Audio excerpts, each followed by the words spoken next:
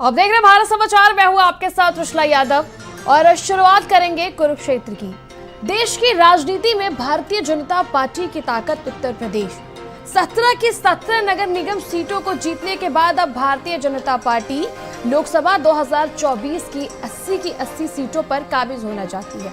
इसकी वजह है कि चाहे गुजरात हो चाहे उत्तर प्रदेश हो, ये दो राज्य ऐसे हैं जहां पर भारतीय जनता पार्टी को विपक्ष में कोई मजबूत पार्टी नहीं नजर आ रही है और दिल्ली का रास्ता उत्तर प्रदेश से होकर के जाता है, ये तो आप सभी जानते हैं। और इस बार जिस प्रकार से नगर निगम में भारतीय जनता पार्टी ने क्लीन स्वीप किया है, उसी प्रकार से इस बार लोकसभा चुनाव में भी भारतीय जनता पार्टी 80 की 80 सीटों को जीत करके क्लीन स्वीप करना चाहती है। और शायद यही वजह है कि अब भारतीय जनता पार्टी पुराने चेहरों के एग्जिट और नए चेहरों के एंट्री की तैयारी कर रही है। यानी कि भारतीय जनता पार्टी कुछ ऐसे नेता हैं जिनकी आयु 75 वर्ष हो चुकी है, उन्हें अब लोकसभा चुनाव से कहीं ना कहीं टिकट काटने की तैयारी में, और दूसरी तरफ जो नए एक्टिव चेहरे हैं उन्हें अब एंट्री देने की तैयारी में है। अपने ही पार्टी के विधायक और नेताओं को लोकसभा चुनाव में उतारने की पूरी तैयारी भारतीय जनता पार्टी कर चुकी है। ऐसे में देखना यह होगा कि विपक्ष कितनी मजबूती के साथ भारतीय जनता पार्टी की चुनौतियों को स्वीकार करता है, क्योंकि जिस प्रकार से अभी से भारतीय जनता पार्टी के शीर्ष नेतृत्व के दौरे, तमाम उनके जो बड़े राजनीतिक चेहरे हैं और कार्यकर्ताओं का बूथ लेवल पर एक्टिव होना, इतनी गर्मी के बावजूद भी उनके जो कार्यकर्ता है वो गांव-गांव में जा करके अपने पार्टी के किए हुए कार्यों को, योजनाओं को गिना रहे हैं, लोकसभा की तैयारी में पूरी तरह से जुट गए हैं। यानी कि जो खुली चुनौती है भारतीय जनता पार्टी की, वो अभी से विपक्ष के लिए है। ऐसे में विपक्ष उस चुनौती को किस प्रकार से स्वीकार करना होगा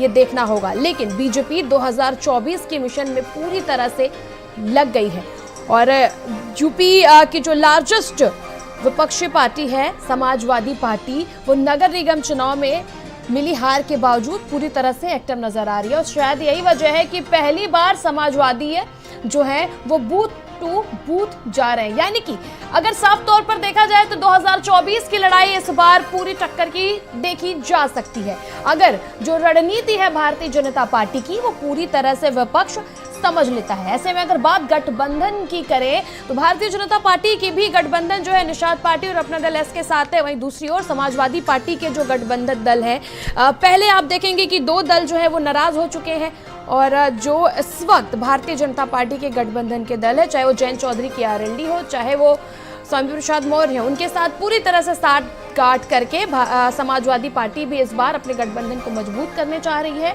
और ऐसे 2024 की लड़ाई में उतरने जा रही है। दूसरी तरफ अगर बात करें भारतीय जनता पार्टी के गठबंधन की पार्टियों की, तो चाहे वो निषाद पार्टी हो, चाहे अपना दल एस हो, सभी जो है वो मजबूत नजर आ रही है। और जिस प्रकार से पुराने चेहरों की एग्जिट और नए चेहरों की जो एंट्री है भारतीय जनता पार्टी की, उसी को लेकर के आज की हमारी परिचर्चा है।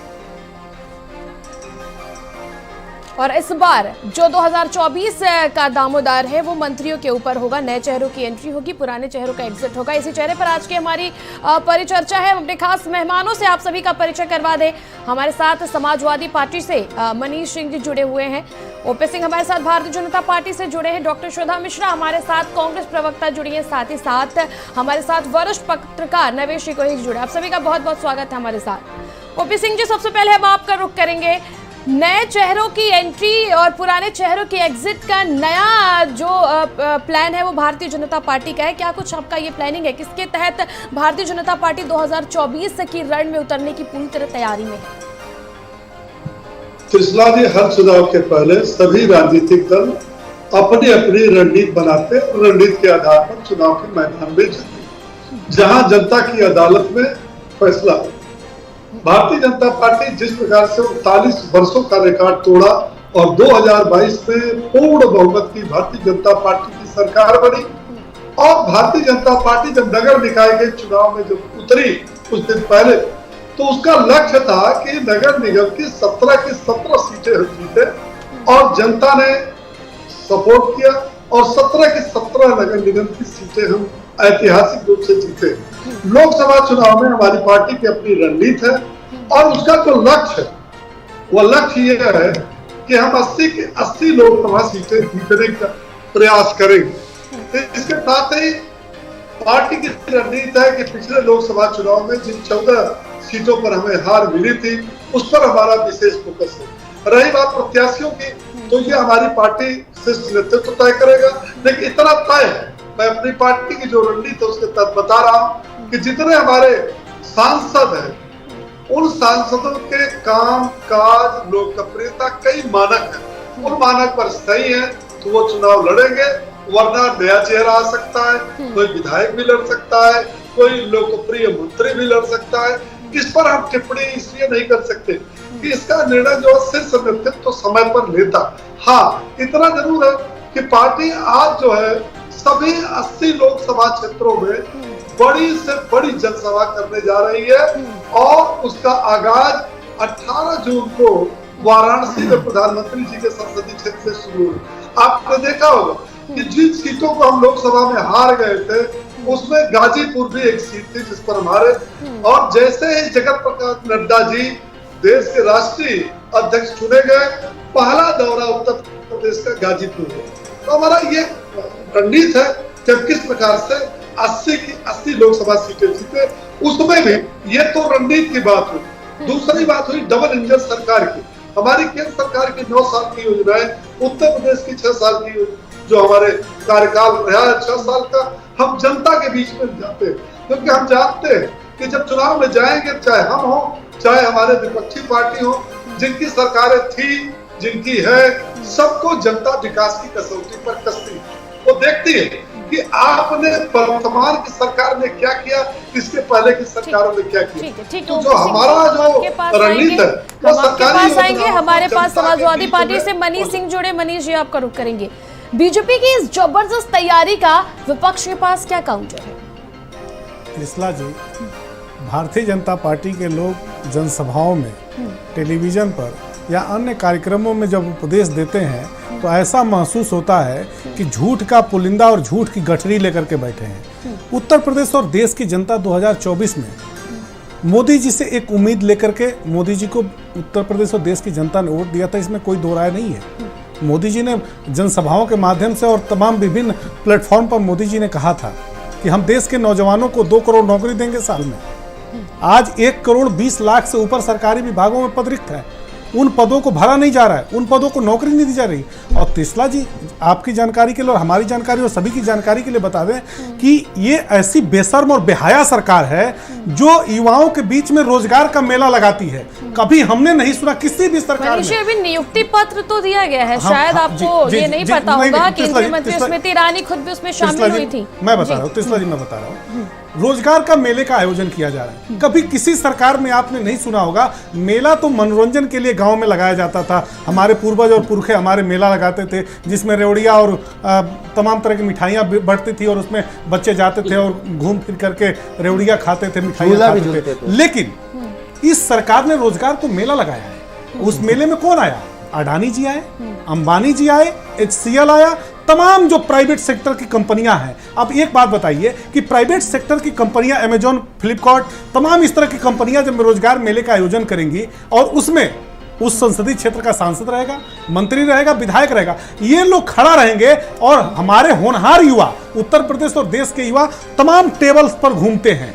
कभी HCL के पास जाते हैं, कभी अडानी के पास जाते हैं, कभी अंबानी के पास जाते हैं और अपने बायोडाटा लेकर के और डिग्रियां लेकर के कहते हैं साहब ये डिग्री हम आपके सामने रख रहे हैं, हमें आप साक्षात्कार कर लीजिए, हमें नौकरी दी। इतनी बेशर्म और बेहया सरकार है कि इतनी महंगी शिक्षा हासिल करने के बावजूद, इतनी महंगी पढ़ाई करने के बावजूद हमारे युवाओं के परिवारों की हालत अगर आप देखिएगा तो उनके जमीनें गिरवी हैं, उनकी माताओं और बहनों के गहने गिरवी हैं। गहने गिरवी रख करके, जमीनों को गिरवी रख करके इतनी महंगी पढ़ाई करने वाले नौजवानों को रोजगार मेले में भेजा जा रहा है। ये भारतीय जनता पार्टी की सरकार ने किया है। और मुझे तो बहुत तरस आता है जब देश के प्रधानमंत्री और उत्तर प्रदेश के मुख्यमंत्री योगी आदित्यनाथ जी गोरखपुर में मेला लगाए थे, रोजगार मेला, और प्राइवेट कंपनियों की नियुक्ति पत्र ये बांट रहे हैं। तो मैं ये सिर्फ कहना चाहता हूं कि ये उत्तर प्रदेश और देश की जो सरकार है, अब तो डबल नहीं, अब तो ट्रिपल इंजन की सरकार है। जबकि हमने कभी नहीं सुना था, अब किसी ने भी नहीं देखा होगा। हम लोग तो एक इंजन वाले लोग हैं, हमारे शरीर में तो एक ही मशीनरी है, ना तो डबल मशीनरी है ना तो ट्रिपल मशीनरी है,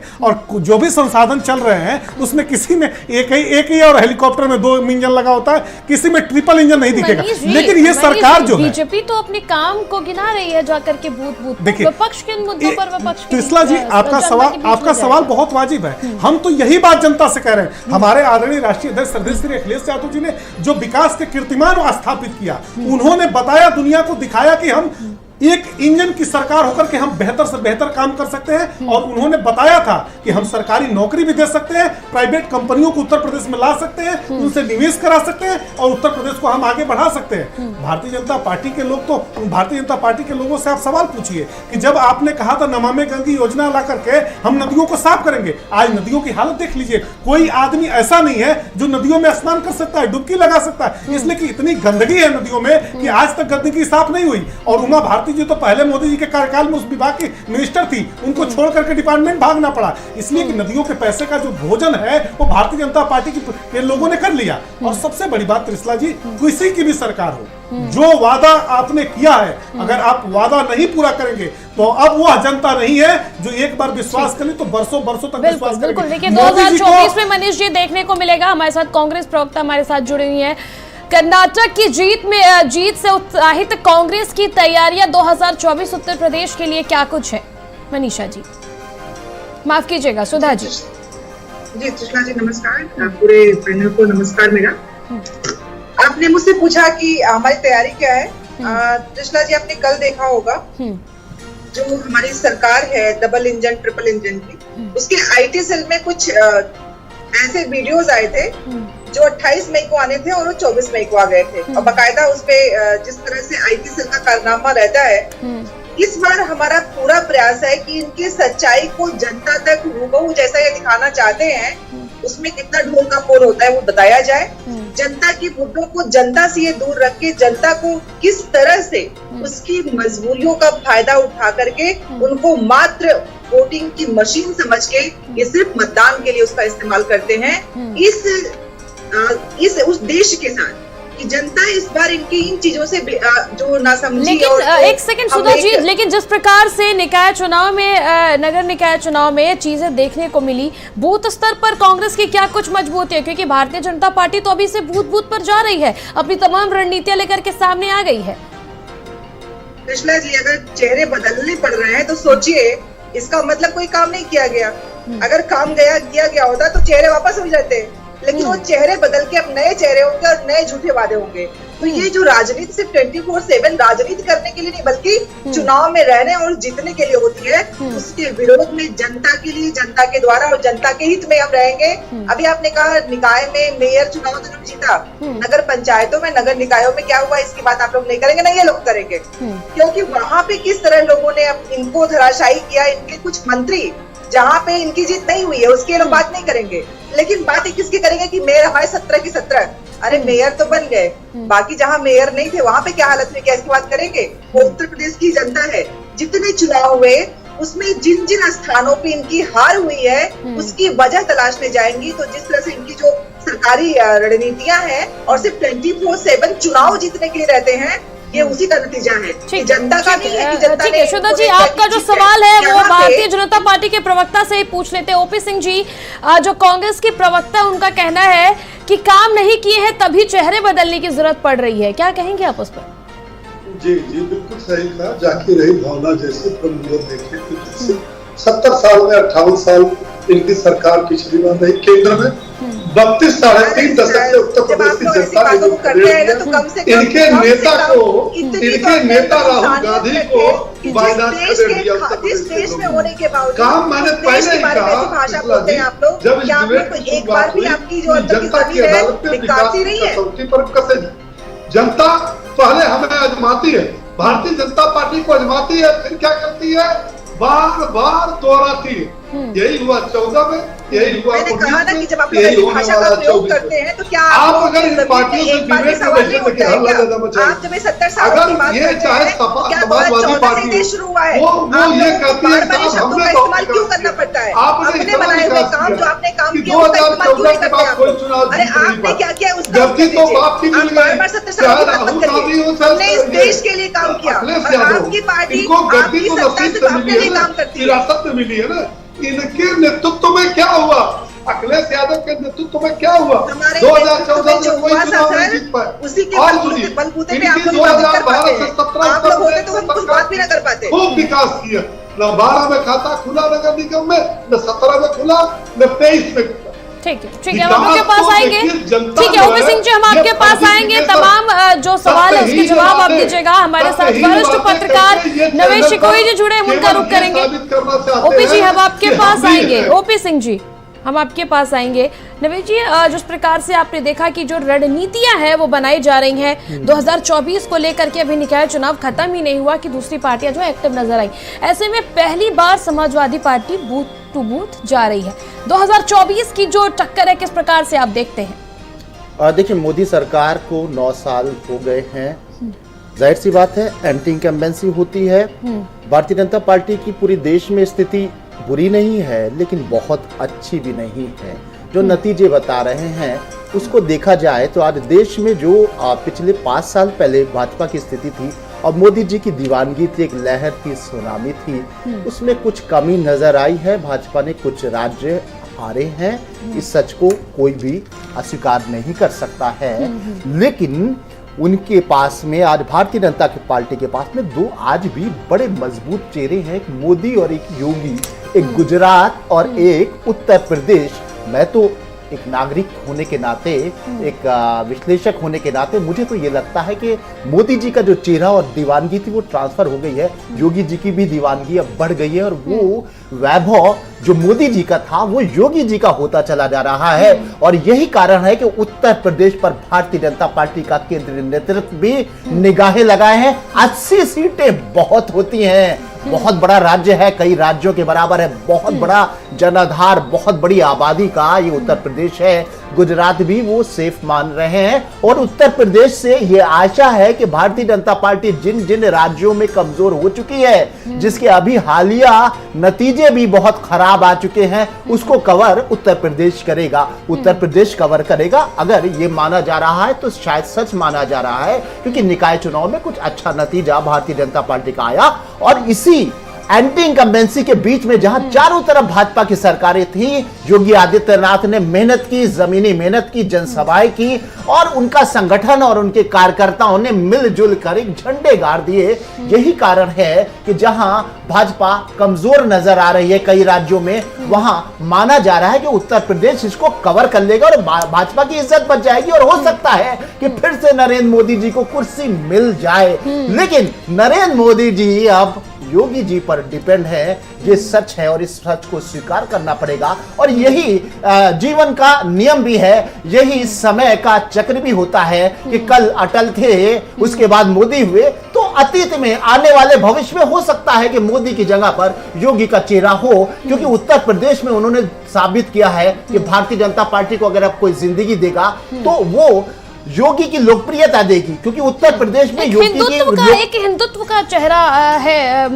जी बिल्कुल, देखिए हिंदुत्व का चेहरा है, इस बात में कोई शक नहीं है। कहा यह भी जाता है, दावे भी भाजपा ये करते हैं कि उन्होंने विकास भी कहा। सबसे बड़ी बात जो पूरे देश में अब फैल गई है उत्तर प्रदेश से निकलकर, क्योंकि उत्तर प्रदेश में लॉ एंड ऑर्डर बेहतर किया। लगता है, कहा जाता है कि जो सुरक्षा की भावना थी देश में, माफियाओं से, गुंडों से, या तमाम इस तरह की चीजें जो बताई जाती हैं कि फला धर्म से और फला जाति की बात भी कही जाती है, मैं उन शब्दों को नहीं दोहराऊंगा, लेकिन कहा यह जाता है कि एक किस्म के माफिया, एक किस्म के गुंडे जिस तरह से सनातनियों के लिए खतरनाक थे या एक आम नागरिकों के लिए, ये आम उत्तर प्रदेश की जनता के लिए खतरनाक थे, तो योगी जी का चाबुक इतनी तेज चला है कि सब सुरक्षित हो गए। और ये बात सच भी है, जो दलीलें दी जाती है कि आज की तारीख में हर इंसान को नौकरी चाहिए, रोजगार चाहिए, लेकिन इन सब से बढ़ के जिंदगी होती है, जीवन और सुरक्षा होती है। क्योंकि जहां हमारे पास एक बार नौकरी है, एक तरफ पैसा है, एक तरफ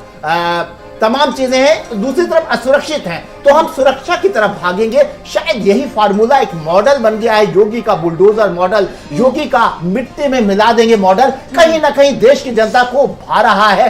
यही कारण है कि पूरे देश में योगी जी की लोकप्रियता बढ़ती चली जा रही है और भाजपा को पूरा कंसंट्रेशन उत्तर प्रदेश पर है। अगर उत्तर प्रदेश सचमुच वैसे ही जीत जाता है जैसे पिछली बार लोकसभा में जीता था, तो जो कमी पेशी होगी वो कवर हो जाएगी। इसीलिए मुझे लगता है कि योगी जी का कद अब मोदी जी से कुछ कम नहीं है। बिल्कुल बिल्कुल। हमारे साथ कांग्रेस प्रवक्ता जुड़ी है सुधा मिश्रा जी। सुधा जी, अब देखिए, जितनी भी पार्टियां अपने गठबंधन को मजबूत करने में जुटी हुई है भारतीय जनता पार्टी का 2024 में मुकाबला करने के लिए, जहां एक तरफ भारतीय जनता पार्टी अपनी खुद की रणनीति लेके आ रहा है, अपने खुद के मंत्री, खुद के विधायक को उतारने के पूरी तैयारी में है 2024 में, तो ऐसे में क्या कांग्रेस का कोई गठबंधन देखने को मिल सकता है क्या 24 में? क्योंकि सभी गठबंधन को मजबूत कर रहे हैं और सभी को लगता है कि बिना एक हुए भारतीय जनता पार्टी को शिकस्त नहीं दे सकता कोई। जहां तक कृष्णा जी आप भाजपा के गठबंधनों की बात करें तो जो उनके साथ थे वो कब के छोड़ चुके हैं, तो गठबंधन के स्तर पे वो कह क्या रहे हैं इस पे मत जाइए, लेकिन वो क्या रहा है उसको देखिए। और जाहिर सी बात है कि जो विचारधारा की लड़ाई में साथ होगा और जो सच और झूठ में सत्य के साथ होगा, जनता के साथ होगा, वो हमारे साथ होगा। और अगर ऐसे लोग साथ में आते हैं तो जोड़ने में किसी को एतराज नहीं है, क्योंकि यहाँ पे लड़ाई आपसे मैंने जब भी हम बैठते हैं तो बात यही होती है कि खून और पसीने के बीच में, यहाँ पे पैसे और पसीने के बीच लड़ाई है। एक तरफ पैसा है जो अपने पैसे के बल पे चुनाव जीतना जानता है और चाहता है और करता है, और दूसरा पसीना है जहाँ पे उस पैसे से लड़ाई करने के लिए आपको लगातार जनता के साथ खड़ा होना है। तो हमारा उद्देश्य यही है कि जिस तरह से ये अभी जो भाई साहब बोल रहे थे कि 50, 70 और जाने कितने साल, जब भी ऐसी बातें होती है खुद से लगता है कि ये लोग कौन सी यूनिवर्सिटी में पढ़ के आते हैं, 70 सालों की रूपरेखा प्रस्तुत करते करते कहते हो कुछ नहीं हुआ है। अरे भाई, सिर्फ 9 साल में देश आगे नहीं बढ़ा है, हम जितनी भी प्रगति में आगे बढ़े हैं, विश्व में हमारा सम्मान बढ़ा है, जो कुछ भी हुआ है वो पिछले कई प्रधानमंत्रित्व काल में किए गए कार्यक्रमों, कार्यों, उनकी वजह से हुआ है। उसमें सिर्फ कांग्रेस नहीं थी, जितने लोग थे, चाहे वो भाजपा से जुड़े हुए लोग हो, चाहे समाजवाद से जुड़े हुए लोग, जितने लोग थे, उनकी वजह से इस देश का सम्मान बढ़ा है। और जब भी कोई डिबेट में इस तरह की बातें करता है तो मुझे शर्म आती है कि आखिर ये लोग कैसे लोग हैं जो इस देश के साथ, इस देश के प्रधानमंत्रियों के साथ, उनके साथ इस शब्दों का प्रयोग करते हैं। और आप कहते हैं कि आप राष्ट्र प्रेमी हैं, आप राष्ट्र के साथ जुड़े हुए हैं। अगर आप राष्ट्र से जुड़े होते तो अपने देश के सम्मान के लिए, अस्मिता के लिए इन शब्दों का प्रयोग कतई नहीं करते। हम आज जहाँ पे भी हैं 9 साल की वजह से नहीं है, क्योंकि पिछले 9 साल में अगर आपसे कोई काम पूछा जाता है कि आपने काम क्या किया, तो आप कहते हो पिछले 70 सालों में क्या हुआ था, हम क्या बताएं। अरे पिछले 70 सालों को आपने बेचा, हमारे साथ बिल्कुल आपके पास हम आएंगे। मनीष जी, एमएसडी दिल्ली की अगर बात करें और कर्नाटका की बात करें, इन दोनों चुनावों में हार के बाद स्तब्ध भारतीय जनता पार्टी 2024 में किसी भी तरह से क्लीन स्वीप करने की कोशिश करेगी। ऐसे में अगर बात गठबंधन की करें तो चाहे वो समाजवादी पार्टी हो, चाहे भारतीय जनता पार्टी हो, गठबंधन सभी का तेजी से चल रहा है। क्या कुछ रणनीति के साथ समाजवादी पार्टी इस बार मुकाबले में खड़ी होने वाली है? त्रिशला जी, समाजवादी पार्टी ने बूथ लेवल एजेंट का नियुक्ति करना प्रारंभ कर दिया है। 58,194 हमारे पास ग्राम सभाएं हैं, 544 नगर पंचायतें हैं, 13,000 सुपर हमारे पास वार्ड हैं, 199 हमारी नगर पालिकाएं हैं, 17 नगर निगम हैं। हम इस स्तर पर पूरे उत्तर प्रदेश के संगठनात्मक जो हमारी पार्टी का ढांचा है उसको हम लोगों ने सुदृढ़ करना, मजबूत करना शुरू कर दिया है और इस काम को अनवरत हम लोग करते रहते हैं। आदरणीय राष्ट्रीय अध्यक्ष जी के नेतृत्व में समाजवादी सिद्धांतों और विचारों को हम लोग गोष्ठियों के माध्यम से, प्रशिक्षण के माध्यम से, और भारतीय जनता पार्टी ने जो कहा था उसके ठीक उलट जो भारतीय जनता पार्टी ने कार्यक्रम किए हैं, उसका जो नुकसान जनता को उठाना पड़ा है उससे भी हम जनता को आगाह करने का काम करेंगे। कृष्णा जी, एक बार जरा उन कार्यक्रमों के बारे में बताएं जिससे जनता को नुकसान हुआ है। जनता को नुकसान भारतीय जनता पार्टी की सबसे बड़ी बात है, भारतीय जनता पार्टी के झूठ से हुआ है, भारतीय जनता पार्टी के अनर्गल प्रलाप से हुआ है। मैं एक उदाहरण दूंगा आपको। जब आप ये बात कहते हैं कि हम उत्तर प्रदेश के और देश के युवाओं को नौकरी देंगे और नौकरी के नाम पर सरकारी विभागों में जो पद रिक्त है, उत्तर प्रदेश का ही ले लीजिए, 14 लाख से ऊपर सरकारी विभागों में पद रिक्त है। उन पदों पर उत्तर प्रदेश के युवाओं को अगर आप नौकरी नहीं देंगे तो उत्तर प्रदेश का युवा तो यह सवाल पूछेगा ना। भारतीय जनता पार्टी का कोई नेता, चाहे योगी जी हो, चाहे भारतीय जनता पार्टी का प्रदेश अध्यक्ष हो, अगर मंच से खड़ा होकर के ये कह रहा है कि उत्तर प्रदेश के नौजवानों को हम नौकरी दे रहे हैं, नौकरी दे रहे हैं, ये बात आप चिल्ला के कह रहे हैं, और वहीं जनसभा में खड़ा हुआ युवा बेरोजगार होकर के डिग्री की फाइल लेकर के खड़ा है, तो उसके मन में तो ये होगा ना कि आपने तो नौकरी देने की बात कही थी, और ऐसा तो है नहीं कि सरकारी विभागों में पद खाली नहीं है और आप उन पदों को भरने की अगर कोशिश लेकिन करते हैं। मनीष जी, जब चुनाव होता है तो वो जो युवा है वो मतदान केंद्रों तक नहीं पहुंच पाता है क्या? देखिए, धर्म की बात, जातियों की बात, इनसे जब ऊपर उठ करके जिस दिन देश का युवा सोचने लगेगा, जिस दिन धर्म जातियों की जो लड़ाइयां हैं, जो अगड़े पिछड़े दलित मुसलमान की जो लड़ाइयां हैं, इसलिए कि समाजवाद हमेशा समता मूलक समाज की बात करता है, सबके लेकर के साथ में चलने की बात करता है, भेदभाव और छुआछूत को मिटाने की बात करता है। लेकिन भारतीय जनता पार्टी सिर्फ और सिर्फ नफरत की राजनीति की बात करती है। अभी ओपी सिंह जी बैठे हैं, ओपी सिंह जी यह बात नहीं कह सकते हैं, ओपी सिंह से पूछिए तो अभी आप भारत पाकिस्तान की बात करेंगे, मंदिर और मस्जिद की बात करेंगे, उसके बाद से यहाँ पर लव जिहाद की बात करेंगे, लेकिन नौकरी की बात तो नहीं करेंगे। ठीक है, चलिए मुनीष से पूछ लेते हैं। हमारे साथ ओपी सिंह जी, समाजवादी पार्टी के जो प्रवक्ता है, उनका कहना है कि 2024 में आपके झूठ को वो लेकर जनता पार्टी के बीच में जाएंगे। जो युवा है, जो नौकरी लेने के लिए कतार में खड़ा है, उन युवाओं को ये जागरूक करेंगे और आप उन्हें जाति धर्म के नाम पर बरगला दिए हैं, उससे सचेत करके 2024 के जो चुनाव है उसमें ये जीत हासिल करेंगे। क्या कहेंगे आप उस पर? देखिए, पिछला ऐसा है कि ये मनीष सिंह की गलती नहीं है, इनका जो राष्ट्रीय अध्यक्ष खुद है कंफ्यूज। आप किसी मुद्दे को लेकर के जनता के बीच में जाते नहीं। आप जब चुनाव आता है तो सीजनल नेता की तरह एसी से आप बाहर निकलते हो। अभी डिबेट हो रहा, मैं बहुत डिबेट करता हूँ 2024 के चुनाव। मैं आज तक सुन ही नहीं पाया कि समाजवादी पार्टी की रणनीति क्या है और मुद्दा क्या है। वो जो बोलते हैं उनको खुद समझ में नहीं आता कि हम बोल क्या है। क्यों? मैं बात इसलिए कहा कि कहते हैं कि समता मूलक पार्टी समाजवादी पार्टी। ये समाजवादी पार्टी जो है EMY का नारा देती है, अपने राष्ट्रीय सम्मेलन में कहती है कि चुनाव। OP Singh ji, Samajwadi party EMY की नहीं, Samajwadi party A to Z की पार्टी है। समाजवादी पार्टी नौजवानों की बात करती है, नौजवानों में जातियों की बात नहीं करती है, महिलाओं की बात करती है, महिलाओं की सुरक्षा की बात करती है। उसमें हम महिला, ब्राह्मण महिला या दलित महिला की बात नहीं करते। महिलाओं का एक समाज है, महिलाओं की सुरक्षा की बात हम करते हैं।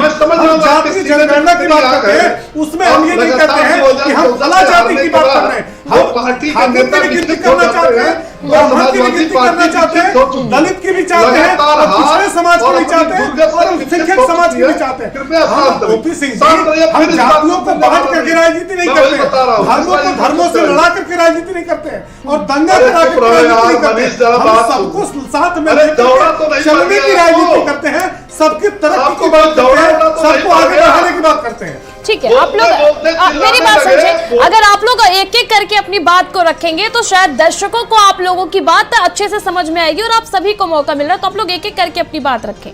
सुशीला जी, मैं ये कह रहा हूँ, मैंने किसी के बीच में बोला नहीं, बिल्कुल नहीं। लेकिन अगर कोई पार्टी फ्रस्ट्रेटेड है, 2014 से लगातार चुनाव हार रही है, तो उसकी तो कोई दवा है।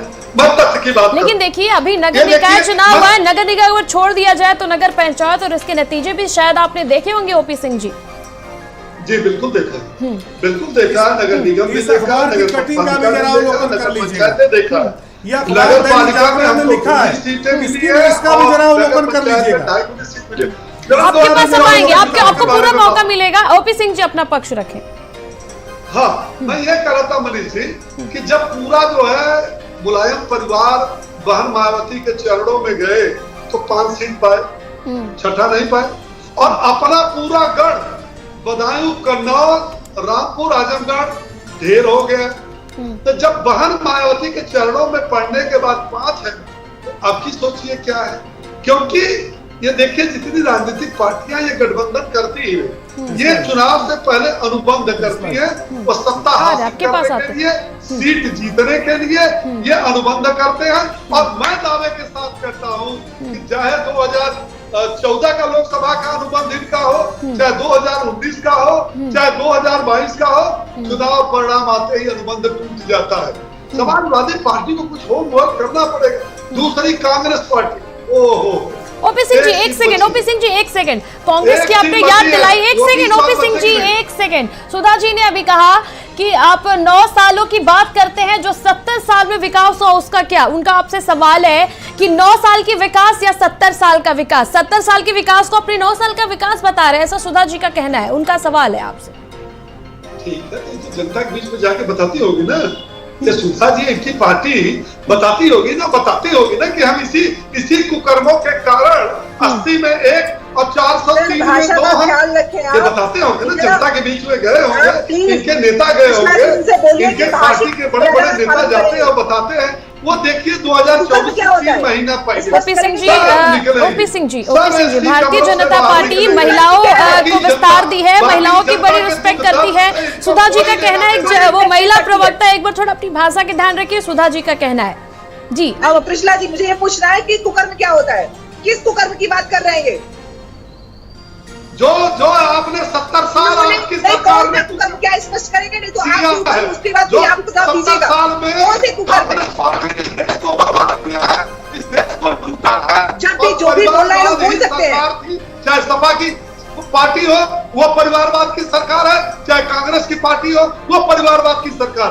देखिए आज विश्व स्तर पर भारत की गरिमा बढ़ी है। कल तक जिस भारत के 2014 के प्रधानमंत्री कोई हाथ मिलाने को तैयार नहीं था, आज ऑस्ट्रेलिया में बड़े बड़े देश के लोग वर्षों के अलावा सब कुकर में किया गया। आपने कैसी भाषा का प्रयोग किया? ये है भारत, आत्मनिर्भर भारत, आत्मनिर्भर भारत, जो पूरे विश्व की तीसरी सबसे बड़ी अर्थव्यवस्था बन चुकी है। रक्षा के क्षेत्र में हम 75% आत्मनिर्भर। ठीक है ओपी सिंह जी, सुधा, ठीक है ओपी सिंह जी आपके पास आएंगे जी। सुधा जी कृष्णा जी, मेरा आपसे अनुरोध है और पूरे भारत समाचार से अनुरोध है कि जब कोई ऐसी भाषिक अमर्यादा का जब इस्तेमाल करता है, बताइए पिछले सारे किए गए कामों को कुकर्म कर रहे हैं, इनको शर्म नहीं आती है? इनको माफी मांगनी चाहिए। देश के ओपी सिंह जी आपको पूरा मौका मिलेगा, सुधा जी को भी बोलने का मौका दे जी। सुधा जी आपको मौका मिलेगा, सुधा जी को अपना पक्ष रखिए। इसके पहले आदरणीय मोदी जी के पहले जितने भी प्रधानमंत्री हो चुके हैं, इनको माफी मांगनी चाहिए। इन्होंने संविधान पे उन सरकारों पे कुकर्म करने का लगाया है ना आरोप, इसके लिए इनको क्षमा मांगना चाहिए। ये देश के दोषी है। ठीक है, चलिए मनीष जी चलिए, इस भाषा का प्रयोग मुझसे मत करिएगा। आप चलिए। एक सेकंड मनीष जी, जब आप लोग बिल्कुल जब आप लोग डिबेट पे बैठे तो थोड़ा सा एक मर्यादा का ध्यान रखिए, क्योंकि बात जब महिलाओं की इज्जत की होती है, महिला वोट बैंक की होती है। मेरी बात सुने तो कोई भी राजनीतिक पार्टी से अछूती नहीं है, महिलाओं के पास वोट लेने सभी जाते हैं। तो इसकी उम्मीद तो एक महिला पत्रकार होने के नाते मैं करती हूँ कि पैनल पे महिलाओं को थोड़ी इज्जत दी जाए। ठीक है सुधा जी, डिबेट में खैर थोड़ा बहुत तो होता रहता है। मनीष जी किस प्रकार से, देखिए जिस प्रकार से आपको नगर निगम चुनाव में हार मिली है, ये किसी से अछूता नहीं है, हर कोई जानता है पूरी तैयारी के बाद। और अभी आप एक आरोप लगा रहे थे ओपी सिंह जी कि आप लोग एसी में बैठते हैं, जब चुनाव आता है तब चले जाते हैं प्रचार प्रसार के लिए। त्रिशला जी हंसी आती है।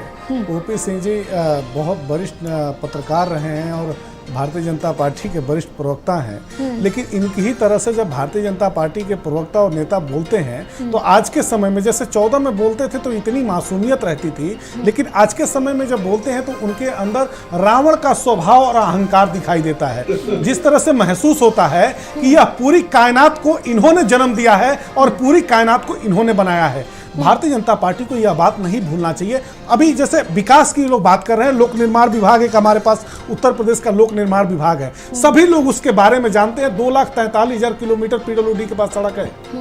अब आप सोचिए कि जिस डिपार्टमेंट के पास 2,43,000 किलोमीटर सड़क है, जिसमें से 1,88,000 किलोमीटर सड़क जो है केवल ग्रामीण अंचलों में है। आज स्थिति ये है, अभी आपने दिखाया और आपके स्टूडियो में ये खबर चल रही थी कि वहां के जो पीडब्ल्यूडी मिनिस्टर है उनको लोकसभा का चुनाव भारतीय जनता पार्टी लड़ा सकती है, लेकिन उनके कार्यकाल का, हाँ जितिन प्रसाद जी का, उनके कार्यकाल का जब मूल्यांकन करिएगा तो उनका जो ऑफिस है वो भ्रष्टाचार की आकंठ में डूबा हुआ है। योगी जी को और मंत्रालय को बार बार लड़ाई का सामना करना पड़ा। उसका नतीजा ये हुआ कि जो पिछला हमारा 2022 और 23 का वित्तीय वर्ष था, उसमें हमारे पास 27,470 करोड़ रुपए हमको बजट में विकास के लिए मिले थे, मात्र इन्होंने 7,517 करोड़ रुपए या खर्च कर पाए। तो जो मिनिस्टर एक विभाग को संभालने के बाद से जिसको लोकसभा में भेजने की तैयारी है, लोकसभा का चुनाव लड़ाने की तैयारी है, अब आप सोचिए कि भारतीय जनता पार्टी किस विकास की बात करती है,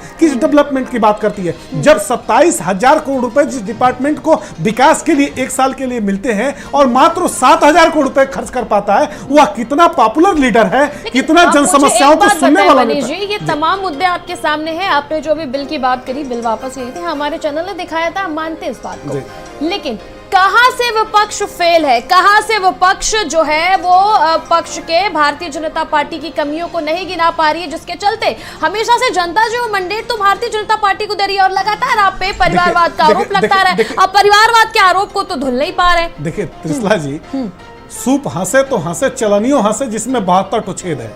एक व्यक्ति का नाम लूंगा, हमारी पार्टी के ऊपर परिवारवाद का आरोप लगा रहे हैं, लेकिन हमारी पार्टी का जो परिवारवाद है वह संघर्षों की कोख से जन्म लिया है। हमने लड़ करके, हमने सामंती सत्ता को हमेशा चकनाचूर किया है और हमने सामंती सत्ता से लड़ाइयां लड़ी हैं। लेकिन भारतीय जनता पार्टी के एक यशस्वी प्रदेश उपाध्यक्ष हैं, वो आदरणीय रक्षा मंत्री जी के सुपुत्र हैं, नोएडा से एमएलए हैं, वह परिवारवाद नहीं है। ब्रजभूषण शरण सिंह सांसद हैं, उनके लड़के वहां गोंडा से एमएलए, वह परिवारवाद नहीं है। इसलिए कि ओपी सिंह जी उस परिवारवाद पर नहीं बोलेंगे, इसलिए कि उनके नात बात और रिश्ता है। भारतीय जनता पार्टी एक ऐसी झूठ की पुलिंदा बांधे हुए पीठ पर गठरी लेकर घूमती है कि सारा झूठ उसके पीठ पर आता है, लेकिन जनता के बीच में जाएगी तो इतनी मधुर वाणी से बोलती है। लेकिन त्रिशला जी, जनता समझ चुकी है, जनता में कोई ऐसा व्यक्ति नहीं है। अब नौजवान लैपटॉप पर आ चुका है, जिसका निर्माण श्री अखिलेश यादव जी की सरकार में 18 लाख नौजवानों को जब उन्होंने लैपटॉप दिया तो उन्होंने इन्हीं भाजपाइयों से लड़ने के लिए, इनके झूठ की जो गठरी है उसी गठरी को खोलने के लिए श्री अखिलेश यादव जी ने लैपटॉप दिया था। आज का युवा स्मार्टफोन पर है। डिजिटल मीडिया की करेंगे तो आपने निकाय चुनाव में देखा होगा कि किस प्रकार से भारतीय जनता पार्टी का सोशल मीडिया टीम मजबूत था, किस प्रकार से वॉर रूम बनाया गया था। मेरी बात सुनिए आप, किस प्रकार से वॉर रूम बनाया गया था। बात देखिए आज तैयारियों को लेकर के आज की चर्चा है। मनीष जी, हम तैयारियों पे कर ले। जिस प्रकार से वॉर रूम बनाया गया था, आपने देखा होगा पन्ना प्रमुख तक भारतीय जनता पार्टी का था। जिस डिजिटल मीडिया की, जिस सोशलाइजेशन की आप बात कर रहे हैं, वो तो मजबूती से भारतीय जनता पार्टी के पास दिख रहे हैं ना। त्रिशला जी, हम वह वॉर रूम नहीं बना सकते हैं, इसलिए कि हमारे पास उतना पैसा नहीं है। हमारी पार्टी तो गांव गरीब की पार्टी है, हमारी पार्टी तो खेत खलिहान की पार्टी है, हमारी पार्टी तो किसानों मजदूरों की पार्टी है। अडानी के पैसे से हमारे यहाँ कार्यालय नहीं बनता है, हमारे यहाँ धन पशुओं के लूटे हुए पैसे से हमारे यहाँ पार्टी नहीं चलती है। हमारे यहाँ गांव गरीब, खेत खलिहान, किसान मजदूर, जिनकी आत्मा समाजवादी पार्टी में बसती है, श्री अखिलेश यादव जी उनके लिए लड़ते हैं। जाति जनगणना की हम बात करते हैं तो भारतीय जनता पार्टी मुंह फेर लेती है। हम तो किसी के विभेद की बात नहीं करते हैं, हम तो सबके समरसता की बात करते हैं। हम तो चाहते हैं कि युवाओं को नौकरी देने की आपने बात कही थी, जो सरकारी विभागों में पद खाली है, आरक्षण के हिसाब से उनको पदों को भर दीजिए। लेकिन आप आरक्षण खत्म कर देंगे, आरक्षण खा जाएंगे, आरक्षण के हिसाब से आप यूनिवर्सिटियों में नौकरी देंगे। तो मैं सिर्फ इतना कहना चाहता हूं त्रिशला जी कि भारतीय जनता पार्टी का जो मुखौटा है, झूठ का जो गठरी है इनके कंधे पर, वह जनता इस बार जैसे ही जनता के बीच में जाएंगे, इस बार जनता सड़कों पर रोकेगी, इनसे सवाल पूछेगी और उस गठरी को खोल करके वहीं पर इनको बेपर्दा कर देगी। ठीक है, ओपी सिंह जी, क्या कहेंगे आप उस पर? विपक्ष आप पर लगातार इल्जाम लगा रहा है कि आप काम तो ऐसे करते हैं, लेकिन जब जनता के बीच में जाते हैं तो मीठी बातें करते हैं। देखिए, ऐसा है ना कि मैंने पहले ही कहा कि जो व्यक्ति एक बार फेल होता है क्लास में, 2 बार होता है, उसकी क्या स्थिति है। 2014 से लगातार हारने के बाद समाजवादियों की क्या स्थिति होगी, इसका सही अंदाजा लगा सकते। इन्होंने, मनीष जी ने, बहुत अच्छे प्रवक्ता है समाजवादी पार्टी के, इन्होंने परिवारवाद की परिभाषा बताया। इन्होंने बताया कि परिवारवाद की व्यवस्था यह है कि मुख्यमंत्री का बेटा मुख्यमंत्री, प्रधानमंत्री का बेटा प्रधानमंत्री, राष्ट्रीय अध्यक्ष का बेटा राष्ट्र। दूसरे संघर्षों से परिवार निकला। इंग्लैंड से पढ़ करके आते हैं अखिलेश यादव, और ऐसा संघर्ष किया कि जो औरंगजेब के बाद पहला इतिहास में है जिसने जबरदस्ती अपने पिता को, मुझे आपत्ति है इस बात पर। गलती सुनो जी, मुझे आपत्ति है इस बात पर। नसीब से मिल सकती है, विरासत में मिल सकती है, लेकिन बुद्धि, योग्यता। तो क्या आप अखिलेश यादव की तुलना औरंगजेब से करेंगे? नहीं, पिता को, जिस पिता ने राज्य की स्थापना किया, उसको जबरदस्ती उतार करके बैठा कौन बैठा? इतिहास क्या बताता है? इतिहास पिता और पुत्र के गद्दी की जब बात आती है तो औरंगजेब की बात आती है और उत्तर प्रदेश में अखिलेश यादव की बात आती है। आपने जबरदस्ती मुलायम सिंह यादव को, अरे जो खेत तैयार किया था मुलायम सिंह, इन्होंने क्या किया? 12 से 17 300 करोड़ रुपया प्रतिवर्ष सफाई महोत्सव। अब क्यों नहीं मनाते सफाई महोत्सव? 300 करोड़ रुपया प्रतिवर्ष कब्रिस्तान की जो है बाउंड्री वाल बनवाने, अब क्यों नहीं बाउंड्री वाल बनवा रहे हो? आप देखो, सबका साथ, सबका विकास, सबका विश्वास। आज देखो केंद्र प्रदेश सरकार की सारी योजनाएं सबको मिल रही है, हिंदू मुसलमान सिख। बिल्कुल, सबका साथ सबका विकास, और उम्मीद करते हैं 2024 में नगर पंचायत जैसे जो नतीजे हैं वो जरूर बदले। क्यों ओपी सिंह जी? नहीं, 2024 में देखिए जनता का जो आप देख रहे हैं, 22 का परिणाम देखा, 22 का देखा। ठीक है, हम आपके पास आएंगे ओपी सिंह जी। मनीष जी शॉर्ट में एक बार जवाब दें ओपी सिंह जी का, हमारे अन्य प्रवक्ता। 24 में 80 की 80 लोकसभा सीट जीतने की हमारी पूरी संकल्प है और पूरा प्रयास। ठीक है मनीष जी। ओपी सिंह जी, जो बात आपने औरंगजेब की कही है, मैंने इसके पूर्व में ही कहा है त्रिशला जी से कि हिंदू मुसलमान, भारत पाकिस्तान अगड़ा पिछड़ा यह अगर नहीं आप करेंगे तो आप जनता के सामने हमेशा एक्सपोज होंगे। और दूसरी बात ओपी सिंह सुन लीजिए, त्रिशला जी ने मुझे बहुत संक्षिप्त समय दिया है, सुन लीजिए। ओपी सिंह जी और हमारे यशस्वी नेता श्री अखिलेश यादव जी, जिन्होंने उत्तर प्रदेश को बनाया है, उनको आप भाषाई मर्यादा खत्म करके उनके आप कैरियर को डैमेज करने की कोशिश करेंगे तो श्री अखिलेश यादव जी का रत्ती भर भी कुछ नहीं बिगाड़ पाएंगे। और भारतीय जनता पार्टी को मैं चैलेंज देता हूं, आपके माध्यम से मैं चैलेंज देता हूं और आपके मुखिया तक का यह बात पहुंचा दिया कि 300 करोड़ जो सफाई महोत्सव की बात करते हैं ना, आपके पास जांच एजेंसियां हैं, 6 बरस से आप सरकार में चला रहे हैं और मेरे पार्टी का और मेरे किसी भी नेता का रत्ती भर भी बाल बाका आप नहीं कर पाएंगे। झूठ जितना बोलना है, सुन लीजिए, झूठ जितना बोलना है ओपी सिंह जी, जितना बोलना है आप जितना बोलना है बोल लीजिए, जितना डेंटिंग और पेंटिंग भारतीय जनता पार्टी का करना कर लीजिए, लेकिन समाजवादी पार्टी का और समाजवादी पार्टी के नेताओं का रत्ती भर भी आप बाल बाका नहीं कर पाएंगे। इसलिए समाजवादी पार्टी जनता की पार्टी है, समाजवादी पार्टी किसानों की पार्टी है, समाजवादी पार्टी मजदूरों की पार्टी है, समाजवादी पार्टी महिलाओं की अस्मिता की पार्टी है, समाजवादी पार्टी छात्रों की पार्टी है और समाजवादी पार्टी गाँव की। ठीक है, मैं सर नवेश शिकोही जी जुड़े। नवेश जी, तमाम अभी आपने जो डिबेट थे आपने सुना होगा कांग्रेस, सपा और भारतीय जनता पार्टी का। इस बीच अगर हम बसपा का एक बार जिक्र कर दे तो 2010 के बाद जिस प्रकार से बसपा का अस्तित्व से गायब हो जाना और उनके पास मात्र सिर्फ एक सांसद बचा हुआ है, किस प्रकार से बसपा के रोल को आप देखते हैं? पहले तो मैं बात करूंगा क्योंकि 5वां वर्ष लगभग शुरू हो चुका है, शुरू हो जाएगा कुछ घंटों बाद। तो ये लोकसभा की आप रणनीति पूरी आर पार्टी बना रही है और भारतीय जनता पार्टी जो आपका विषय है, ये जो योगी मंत्रिमंडल है उसमें कुछ फेरबदल होने वाला है और उसमें जो मंत्री पद पर काबिज हैं उनको शायद लोकसभा में टिकट दिया जाए, इसलिए उनको अपना पद त्यागना पड़ेगा और उसकी जगह पर कुछ नए चेहरे आएंगे। एक तो ये खबर हो गई जिससे ये भी पता चलता है कि भारतीय जनता पार्टी ने बिगुल फूंक दिया है और कहीं ना कहीं भारतीय जनता पार्टी अब नए चेहरों को भी मौका देना चाहती है, जिसके दावे हमेशा भारतीय जनता पार्टी करती हुई नजर। लोकसभा का उसकी तैयारियां तेज हो गई। दूसरी तरफ जो मैंने शुरू में कहा था, भाजपा के लिए मैं ये नहीं कह रहा हूं भाजपा कमजोर है पूरे देश में कई जगह पर, लेकिन उत्तर प्रदेश में बहुत मजबूत है और भाजपा का इस किले को भेदने के लिए विपक्षी एकता जरूर सामने आना चाहिए। और इसमें जो आपने जिक्र किया बसपा का, मैं उसी बात पर आ रहा हूं कि समाजवादी पार्टी सबसे मजबूत संगठित एक बहुत अच्छे संगठन की पार्टी है जिसका सबसे बड़ा जनाधार है विपक्षी दलों में।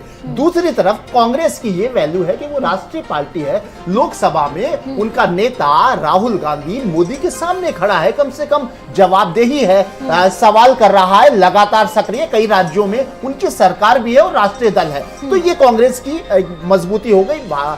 समाजवादी पार्टी एक बहुत बड़ा संगठन है उत्तर प्रदेश का। तीसरी बसपा जो आती है, बसपा का रोल बड़ा संदिग्ध कहा जाता है। मैं नहीं कह रहा। मैं आपको याद दिला दूं, आज जो एक ट्वीट मायावती का सामने आया नए संसद भवन को लेकर के, जो आपने सुना होगा, तमाम कंट्रोवर्सी आ रही है कि प्रधानमंत्री नरेंद्र मोदी उसका उद्घाटन कर रहे हैं, उसमें मायावती ने खुले शब्दों में फेवर किया है और ये भी कहा है कि उन्हें निमंत्रण आया था, उन्हें बुलावा आया था, लेकिन कुछ कामों में व्यस्त होने के चलते शायद नहीं जा पाए। देखिए, पूरे देश में विपक्ष के एकजुट होने की बात कही जा रही है और सब लोग कह रहे हैं कि भारतीय जनता पार्टी से लड़ने के लिए विपक्ष एकजुट होना पड़ेगा, नहीं तो नहीं लड़ पाएगा। और इसका केंद्र उत्तर प्रदेश में, अगर उत्तर प्रदेश में एकता नहीं हुई तो कोई भी भाजपा को टक्कर नहीं दे पाएगा, ये मेरा एनालिसिस है। और यूपी में अभी फिलहाल दिखाई नहीं दे रहा है, क्योंकि समाजवादी पार्टी और कांग्रेस के साथ कोई अच्छी ट्यूनिंग अभी फिलहाल नजर नहीं आ रही है। हो सकता है आने वाले समय में हो जाए, ये भी एक सरप्राइज होगा। लेकिन बसपा का रोल सचमुच बड़ा संदिग्ध है और बसपा की भी अपने आप में शिकायत बड़ी लाजमी है। बसपा, कई बहन जी ने इस तरह के बयान दिए, उनके प्रवक्ताओं ने भी कई बार बयान दिए कि भाई गठबंधन के लिए हमें ऑफर ही नहीं किया जाता है। कांग्रेस जो सबसे बड़ा दल है वो तमाम दलों के साथ बात करता है, हमें कहीं ऑफर नहीं दिया जाता है। दूसरी तरफ ये कहा जाता है कि बसपा की पूरी रणनीति भाजपा को जिताने वाली होती है, लेकिन कुछ कुछ जमीन पे नजर भी आता है। लेकिन अगर सच नीतीश कुमार जी हो गए, चाहे वो राहुल गांधी हो, कांग्रेस से बड़े दल जो हैं वो अगर इस तरीके से यूपी में डैमेज कंट्रोल के लिए जो टकराव है विपक्षी दलों का, उसकी एकता स्थापित नहीं करेंगे तो मुझे कोई ताजुब नहीं कि 80 की 80 सीटें भाजपा यूपी में जीत ले और जहां भाजपा कमजोर हो जिन राज्यों में, उसको यूपी कवर कर लेगा। लेकिन यूपी में भाजपा से लड़ा जा सकता है क्योंकि समाजवादी पार्टी बड़ा दल है। कांग्रेस भले ही कमजोर हो लेकिन यूपी में उसकी जड़ें हैं। अगर सब मिलजुल के लड़ेंगे तो भाजपा को टक्कर दी जा सकती है, लेकिन फिलहाल ऐसा नहीं लगता कि टक्कर दी जा सकती है। ठीक है, हमारे साथ कांग्रेस प्रवक्ता सुधा सिंह जी जुड़ी। सुधा जी, जिस प्रकार से 2022 में प्रियंका गांधी यहाँ पर आई थी और एक नई मुहिम छेड़ी थी, लड़की हूँ लड़ सकती हूँ, ऐसे में क्या 2024 में भी उत्तर प्रदेश की लड़कियां, उत्तर प्रदेश की महिलाएं उम्मीद कर सकती है कि प्रियंका गांधी एक बार फिर से आएंगी और महिलाओं को राजनीति का केंद्र बनाएंगी और 2024 में कांग्रेस का अस्तित्व कुछ देखने को मिल जाए शायद उत्तर प्रदेश में?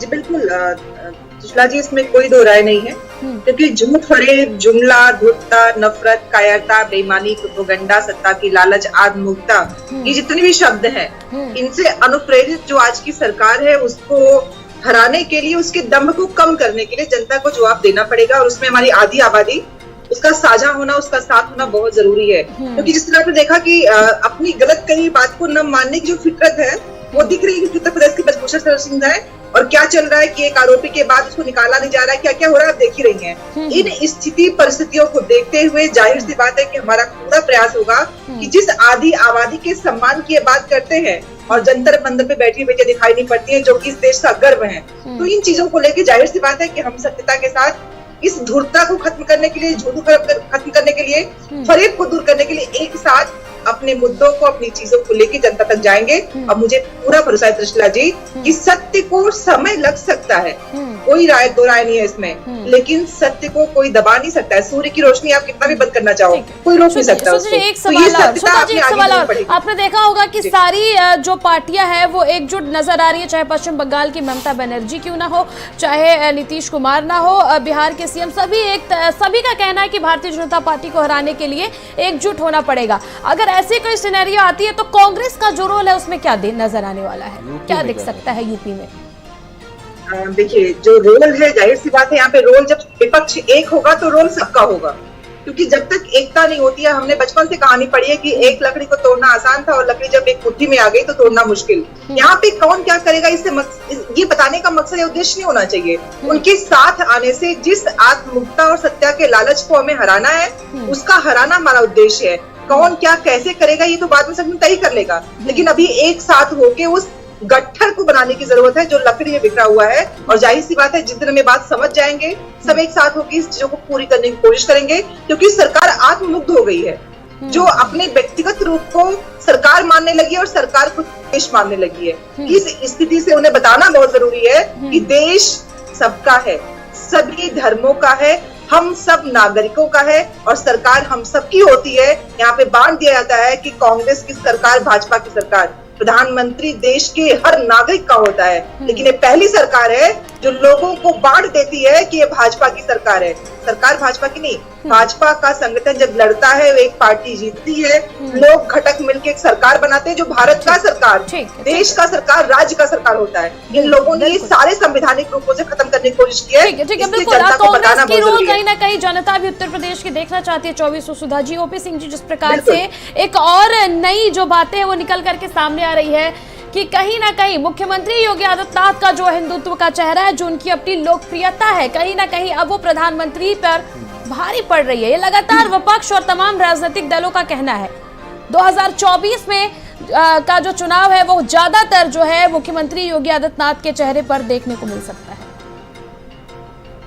आपका प्रश्न मुझसे? देखिए, हमारे यहाँ दोनों महत्वपूर्ण। अगर केंद्र में मोदी जी महत्वपूर्ण है तो उत्तर प्रदेश में योगी जी, और दोनों का चेहरा इस समय भारतवर्ष में लोकप्रिय, दोनों लोकप्रिय टॉप 2 है, मान लिया टॉप 2 है। अब विपक्ष का क्या कहना है, किसको बनाते क्या करते अलग बात है, लेकिन उत्तर प्रदेश में आपने देखा नगर निकाय चुनाव में योगी जी ने 46 जिलों का दौरा किया था और मेहनत किया था, और केवल चुनाव में ही मेहनत नहीं करते, कोरोना में भी 75 जनपदों में गए। पूरी एक सवाल और ओपी सिंह जी, विपक्ष का कहना है, अभी नाम नितिन का सामने आ रहा था, नितिन जी का, जितिन प्रसाद का, माफ कीजिएगा, कि शायद उन्हें लोकसभा में उतारा जा सकता है। जिस प्रकार से जो बिल वापस हुआ था उसके बाद उन पर बहुत सवाल उठे थे, और विपक्ष का कहना है कि बिल तो यूटिलाइज कर नहीं पाए, अब उनको लोकसभा भेजने की तैयारी की जा रही है। ये लगातार आप पर विपक्ष का आरोप है। नहीं, विपक्ष का आरोप सही है, क्योंकि जब से 4 बार उत्तर प्रदेश में समाजवादी पार्टी की सरकार बनी तो सैफई कुर्बा का एक व्यक्ति जीवन भर पीडब्ल्यूडी मिनिस्टर, और उस समय पीडब्ल्यूडी विभाग चर्चाओं में था। किस प्रकार से शिवपाल यादव के नेतृत्व में पीडब्ल्यूडी विभाग, लेकिन जो मुख्यमंत्री जी का सपना है उत्तर प्रदेश, मेरी बात सुने, जो मुख्यमंत्री जी का सपना उत्तर प्रदेश को गड्ढा मुक्त करना, वो कैसे हो पाएगा ऐसे जब बिल वापस होते रहेंगे तो? और मंत्री जी को 2024 के लोकसभा में भी उतारने की तैयारियां जारी है। त्रिशला जी, आप देखिए ना कि कोई जनपद का नाम बताइए जो एक जनपद दूसरे जनपद से 4 लेन या 6 लेन से न जुड़ी। यह है 6 साल की हमारी सरकार, 9 साल की। आप पहले जाते थे, एक जो हाईवे की सड़कों की क्या स्थिति थी वो भी दुनिया देखी है, और आज मैं कहता हूँ चैलेंज से, कोई जनपद नहीं है उत्तर प्रदेश के 20% ऐसे गांव और आबादी है ओपी सिंह जी जिसको एक्सप्रेसवे नहीं, जिसके नॉर्मल गांव से मतलब है। आपको पता होगा किसानों का कितना बड़ा हमारे पास जनसंख्या उत्तर प्रदेश में, ये भी आपको पता होगा। तो तमाम ऐसे लोग हैं जिनका अरे ठीक है, आप त्रिशला जी देखिए, बिल्कुल सही कहा है कि किसान 70% गाँव में रहता, 75% गाँव में रहता, और किसान ही इस देश की रीढ़ है, तो किसान ही तो हमको जिता रहा है। 2014 से ये नगर निकाय का चुनाव छोड़ दीजिए, तो गांव का ही आदमी तो हमको जिता रहा भारी बहुमत से लोकसभा विधानसभा। बिल्कुल, ये तो बात मैं हमेशा से कहती हूँ कि मैंडेट अगर भारतीय जनता पार्टी को मिल रहा है तो भारतीय जनता पार्टी काम कर रही है। विपक्ष को मजबूत होने की जरूरत है अगर भारतीय जनता पार्टी का मुकाबला करना, और शायद यही वजह है कि सभी विपक्षी दल एकजुट होकर के 24 की तैयारी में जुटी है। मनीष सिंह जी, समय की कमी होने के कारण संक्षिप्त में अपनी बात रखें। देखिए त्रिशला जी, योगी जी का और मोदी जी का अभी जिक्र जो आदरणीय ओपी सिंह जी ने और नवेश सिकोह जी ने किया, लेकिन मैं योगी जी के बारे में सिर्फ एक बात कहना चाहता हूं कि योगी आदित्यनाथ जी एक धोखेबाज पॉलिटिशियन है, जिन्होंने अपने राजनीतिक जीवन में अपने हिंदू युवा वाहिनी के कार्यकर्ताओं को मुकदमे लदवा करके, उनसे दंगे करवा करके, उनसे आंदोलन करवा करके और हिंदू मुसलमान के राइट करा करके योगी आदित्यनाथ जी आज मुख्यमंत्री भले ही बन गए, लेकिन हिंदू युवा वाहिनी संगठन को जिस तरह से उन्होंने खत्म किया, आज स्थिति यह है कि तकरीबन 25,000 से ऊपर युवा जो हिंदू युवा वाहिनी संगठन के पदाधिकारी थे वो मुकदमे के लिए कचहरी में जाते हैं, और आज उनको 100-200 रुपए वकील को और कचहरी में देने के लिए लोगों से मांगने पड़ते हैं। उन हिंदू युवा वाहिनी भारतीय जनता पार्टी जो नेता है ओपी सिंह जी और योगी आदित्यनाथ जी के बारे में इतना जान लीजिए कि जो नेता अपने संगठन के साथियों को छोड़ करके उनको धोखा दे करके मुख्यमंत्री बनने के बाद से उनका हाल चाल लेना बंद कर दे, वो एक धोखेबाज लीडर होता है। योगी आदित्यनाथ जी बिलीवर लीडर नहीं है और कभी भी वो देश के नेता नहीं बन पाएंगे। ठीक है, आप सभी का हमारे साथ जुड़ने के लिए बहुत बहुत शुक्रिया। और जिस प्रकार से भारतीय जनता पार्टी अपनी रणनीति बना दी है, नए चेहरों की एंट्री, पुराने चेहरों की एग्जिट, और जिस प्रकार से भारतीय जनता पार्टी उत्तर प्रदेश और गुजरात में मजबूत है, ये किसी से छुपा नहीं है। भारतीय जनता पार्टी पूरी तरह से उत्तर प्रदेश में 80 की 80 सीटें जीतकर केंद्र में अपनी सरकार स्थापित करने की पूरी कोशिश करेगी, और देखना होगा कि विपक्षी पार्टियां कितनी मजबूती के साथ भारतीय जनता पार्टी का मुकाबला करती है। फिलहाल आज के कुरुक्षेत्र में इतना ही, देखते रहिए भारत।